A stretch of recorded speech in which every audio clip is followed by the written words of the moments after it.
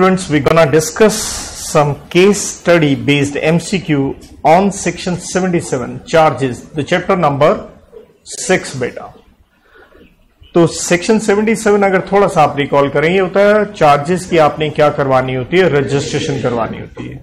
और अगर ये चार्ज क्रिएट हुआ है 2 नवंबर 2018 के बाद, समय होता है 30 दिन, लेकिन 30 दिन का फर्दर आरओसी एक्सटेंशन दे सकता है एडिशनल फीस के साथ, और फर्दर एक और एक्सटेंशन 60 दिन का आरओसी देगा एड वॉल्यूम फीस के साथ। थोड़ा बस इतना मेन पता हो। आइए देखते हैं। Ratnakar cement manufacturers and traders limited, समझ में आ गया, पब्लिक कंपनी है। आप रजिस्टर्ड ऑफिस कहता कहां पे है, कनॉट प्लेस न्यू दिल्ली में है। तो आपके ऑथराइज कैपिटल बता रखी है, as on the date paid up capital भी बता रखी है, सिक्योरिटी प्रीमियम भी बता रखा है, और बताया है कि इनके प्लांट्स फरीदाबाद, रायबरेली, हल्द्वानी वगैरह में है।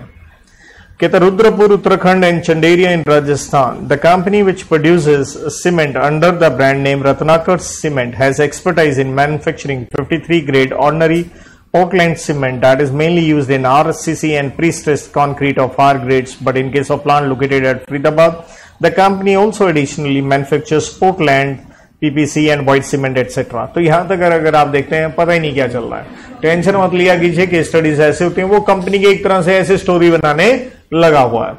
अब मैंने पहले भी आपसे जिक्र किया हुआ है, देखिए जब आप केस बेस्ड एमसीक्यू करते हैं, या तो आप पैरा पढ़ के एमसीक्यू देख सकते हैं या पूरा भी देख सकते हैं। तो देखिए आपने पहले पैरा पे मैंने कोई क्वेश्चन नहीं अटेम्प्ट किया, सेकंड पे भी नहीं कर रहा हूं, मुझे मालूम हो मेरे को पका रहा है, जैसे पढ़ के मैं आपको पका रहा हूं शायद, राइट। कहता having high degree of finance and corrosion resistance quality PPC manufactured by the company is responsible for making the concrete more dense. Besides, due to distinct impermeable excellence, PPC is preferred over ordinary cement for mass concreting work, and therefore RCMTL has a sizable market to cater. The integrated network of traders pan India with the company commands helps it in achieving annual sales target almost every year. बेटा कुछ नहीं है, दो पैरे में सिवाय पकाने के कुछ नहीं करा, और मैं अंग्रेजी में ब्ला ब्ला किए जा रहा हूं, राइट। तो टेंशन मत लीजिए साहब। लेकिन इसलिए ये केस स्टडीज इंस्टीट्यूट क्या करता है, हमें यहां पे स्ट्रेस में डालता है। तो इसलिए जितने ज्यादा क्वेश्चन केस स्टडी, बार बार आपसे ये गुजारिश करता हूं, कुछ भी हमने पेपर से पहले छोड़ना नहीं है। मेरी केस स्टडी वाली बुक सिंपल तरीका है, केस स्टडी बेस्ड मेरी वाली जो बुक है, जैसे कंपनीज एक्ट खत्म होता है डेली आप क्या कीजिए, एक एक कीजिए, पूरा कंपनीज एक्ट आपके जहन में टिक जाएगा।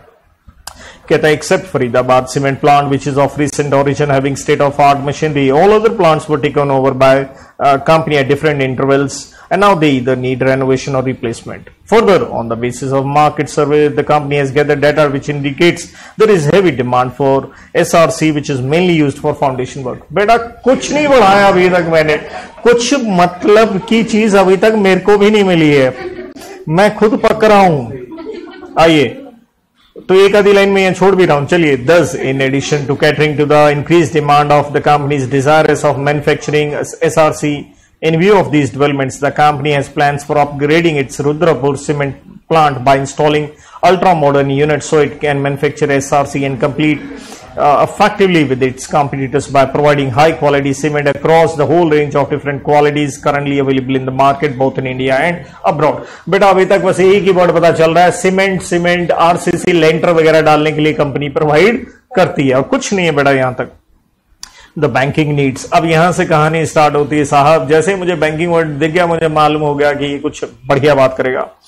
कहता बैंकिंग नीड्स हैं, तो हम इस बैंक से कुछ रुपए लेना चाहते हैं। It can finance 50% of the cost of plants from its own sources, but the remaining 50% of cost can be financed only by availing loan from the bank with whom it is banking since it's what, यही तो charge है। आप loan लेंगे, कोई asset क्या रखेंगे, गिरवी। The loan proposal prepared by the company for part financing the cost of the modern cement plant against the security। आगे बढ़ देखिए, आपके सामने है, यहां से मुझे मालूम है सिक्योरिटी दी गई है फैक्ट्री की, क्या, लैंड एंड बिल्डिंग, जो कि रुद्रपुर में है। तो देखिए हमने कहा था साहब चार्ज दो प्रकार का होता है, एक होता है फिक्स्ड, एक होता है फ्लोटिंग। फिक्स क्या था, एक डेफिनेट एसेट है, तो ये एक डेफिनेट एसेट है। नंबर दो, दूसरा देखिए कि at Rudrapur all as well as yet to be, ये जबरदस्त पॉइंट है, yet to be purchase plant, कौन सा, ultra modern plant yet to be है, हम कहते हैं फिक्स चार्ज क्या होता है, आपके पास एसेट है, प्रेजेंट है, और हम फ्लोटिंग में कहते हैं एसेट कौन सा है, प्रेजेंट प्लस व्हाट, फ्यूचर। अब समस्या क्या हो गई, कहते देखिए हम दोबारा से लाइन को पढ़ना पड़ेगा, हम सिक्योरिटी देना चाहते हैं फैक्ट्री लैंड एंड बिल्डिंग जो कि रुद्रपुर में है, एज वेल एज हम सिक्योरिटी किसकी देना चाहते हैं, yet to be purchase ultra modern plant. तो येट टू बी है, माना वो प्लांट होगा तो एक डेफिनेट हो जाएगा, लेकिन अभी तक आपने खरीदा नहीं है, तो यहां तो मुझे लगता है ये कौन सा चार्ज क्रिएट हुआ, फ्लोटिंग, राइट। यही समस्या है। With the view to avail loan from the bank, sanction हो गया and the sanction has been conveyed. देखिए मतलब का सिर्फ एक यही पैरा था और खतरनाक आ गया यहां पे, क्योंकि फिक्स की भी बात हो रही है और किसकी हो रही है, फ्लोटिंग। लेकिन अब समस्या क्या है, क्वेश्चन करते समय समस्या आती है साहब। पहला प्रश्न, which kind of charge shall be created by the company on the assets of the company to be secured, right. तो हमें तो लग रहा होगा भाई साहब ये तो पार्टली वाली बात हो गई, क्योंकि फिक्स चार्ज है, एक अभी आपने खरीदना है। अब देखिए मैंने क्वेश्चन पे क्या डाला है, स्टार डाला। भैया क्यों डाला, अरे इंस्टीट्यूट का ये केस स्टडी था और उनका अपना ही क्या है आंसर है, तो उन्होंने अपना आंसर मैं बता दूं यहां पे क्या दिया है, फिक्स चार्ज। जबकि देखा जाए अभी तक आपने एक प्लांट अभी क्या करना है, खरीदना है, तो वो चार्ज क्या होना चाहिए जो मैंने आपको समझाया, भाई फ्लोटिंग होना चाहिए। अब बात समझिएगा गौर से, चैप्टर नंबर 6 के अंदर कहीं डिफाइन नहीं है what do you mean by fix charge, what do you mean by floating charge. ये मैंने आपको पढ़ाते समय समझाया था, एम आई राइट। लेकिन जो मैंने समझाया यहां इस क्वेश्चन में आके इंस्टीट्यूट के आंसर में क्या हो गई, प्रॉब्लम हो गई। उन्होंने आंसर क्या दे रखा है, फिक्स दे रखा है, जबकि मेरे हिसाब से आंसर क्या बनता है, भाई पार्टली क्या कह सकते हो, फिक्स, और पार्टली क्या कह सकते हो, तो ये सही आंसर बनता है। एम आई राइट और नॉट। तो क्या करें साहब, तो इसलिए कई अगर क्वेश्चन है और इंस्टीट्यूट ने अपना आंसर दिया है, तो अगर मैं आपको ये याद करा दूं और फिर बचेगा तो सर इंस्टीट्यूट ने तो आंसर ये दे रखा है, तो मेरा काम है आपके सामने ब्लैक एंड व्हाइट कोई चीज सामने रख देना कि अब इंस्टीट्यूट इसमें अपनी क्या ले रहा है, इंटरप्रिटेशन ले रहा है। जबकि यहां पे मैंने हाईलाइट किया है, आप देख रहे हैं येलो कलर से, येट टू बी। क्या मैं इससे पर्सनली इस आंसर से सेटिस्फाइड, नॉट एट ऑल। तो ये मैं क्लियरली आपको बता रहा हूं, उन्होंने आंसर फिक्स चार्ज लिया, अब एग्जाम में आ जाए क्या करें सर। देखिए एक चीज है जो बिल्कुल ही गलत इंस्टीट्यूट का आंसर हो, मैं कह दूंगा भाई ये गलत है, क्योंकि ये तो बिल्कुल ही क्या लिखा है, गलत। लेकिन यहां दोनों सिचुएशन बन रही थी, तो आंसर क्या दिए जा सकते थे, दोनों भी आप दे सकते थे, राइट। लेकिन दिया क्या है आंसर, फिक्स चार्ज। तो भाई अगला पढ़ते हैं, which ROC needs to be approached for the registration of charge created। अब बहुत बढ़िया प्रश्न आ रहा है, आप रजिस्ट्रेशन करवाएंगे तो कहता है कौन से ROC के पास जाएंगे कंसर्निंग द सिक्योरिटीज ऑफर्ड। देखिए हमने पढ़ा था, मैं बता दूं आपको, अगर स्टार्टिंग में अगर आप रिकॉल कर पाए, कंपनी थी कहां की, दिल्ली का रजिस्टर्ड ऑफिस है। और मैंने स्टार्टिंग में जब कंपनी से पढ़ाना स्टार्ट किया था, मैंने आपको बताया था हरियाणा एंड दिल्ली का क्या है, कॉमन ROC है, राइट। नाउ अब आप अगर देखते हैं,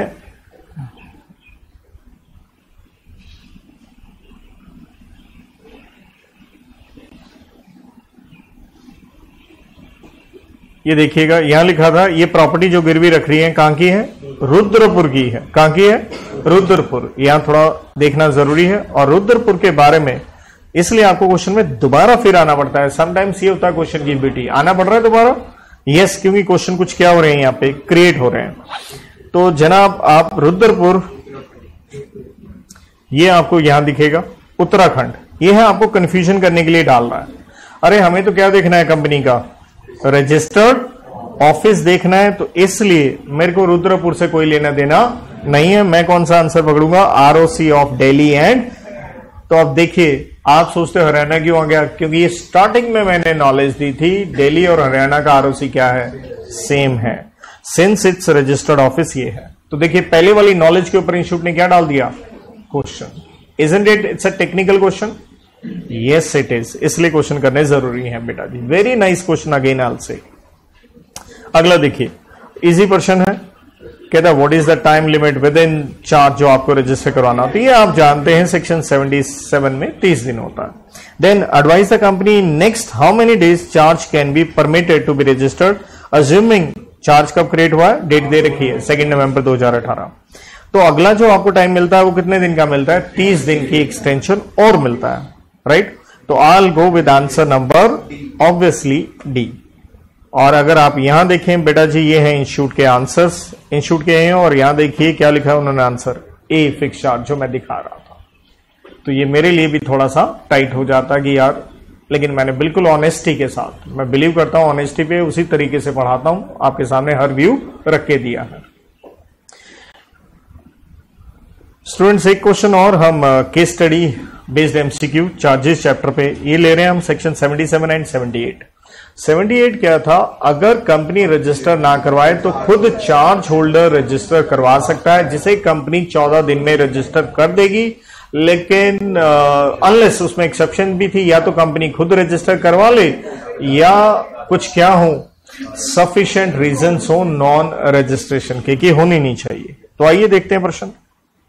अगेन आप पब्लिक कंपनी है, 100% एक्सपोर्ट यूनिट है, Koraput in state of Orissa में है, पेड अप कैपिटल बता रखी है। Company decided to make a capital expenditure of 100 crore, खरीदना चाहते हैं इक्विपमेंट, लैंड, राइट, इन सबके लिए 25 करोड़ रुपए इधर भी लगना है। और कंपनी ने अप्रोच किया बैंक्स को, एफआई को फाइनेंस कर दें वो। The banks FI have agreed to advance money but on the condition company has to give necessary security. In this regard, a charge on the property was also required to be created. The company has informed to the banks and FI that it has mortgaged what? Fixed asset. तो भाई साहब fix asset आप गिरवी रख रहे हैं, तो हमें इससे पता चल गया चार्ज कौन सा बन रहा है, यहां पे फिक्स चार्ज क्रिएट हो रहा है।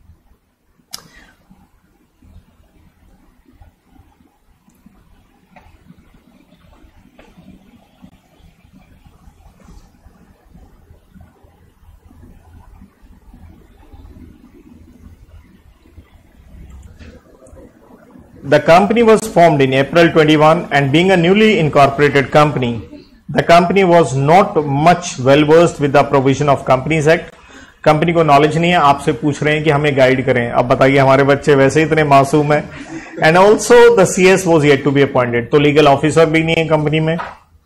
Accordingly, they have asked the banks and FIs to do the needful compliances. तो उन्होंने कंपनी मतलब खुद रजिस्टर नहीं करवा रही, ध्यान दीजिएगा।